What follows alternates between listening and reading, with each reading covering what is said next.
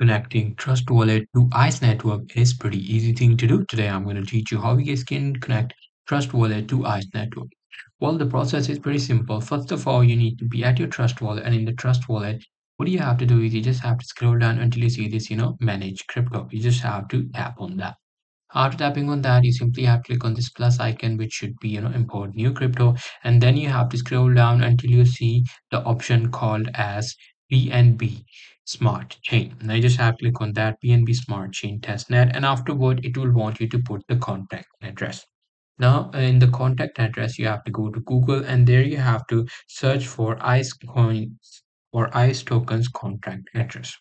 Now, after searching for that, you have to go to the first page and then you have to simply copy this address and paste it right here. Afterwards, you just have to follow the instruction to get your ICE tokens. So that's pretty much it. That's how I'll be able to do it. Hope you guys find this video helpful.